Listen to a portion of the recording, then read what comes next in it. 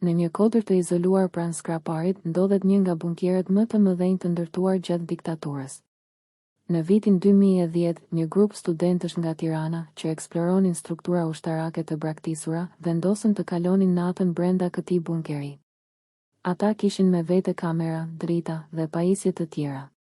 Pas mesnatës, kamerat regjistruan një zë të thellë mashkulli që përsëriste një lutje në një gjuhë të panjohur. Fillimisht u mendua si ndonjë person që mund të ishte brenda, por bunkeri kishte vetëm një hyrje, e cila ishte e mbyllur nga brenda me zinxhir. Në mëngjes, një prej studentëve u gjet në gjendje katatonike, nuk fliste, nuk lëvizte, vetëm shite në një pikë.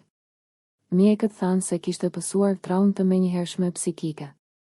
Më vonë, studiuesit zbuluan se në atë bunker ishin izoluar ushtarë që kishin treguar shenja të çmendurisë gjatë stërvitjeve, dhe një prej tyre besohet se u gropo si gjallë nga frika se mos kishte rënë në kontakt me ndonjë forcë jo miqësore nga jashtë. Që prej asaj nate, bunkeri nuk vizitohet më nga askush.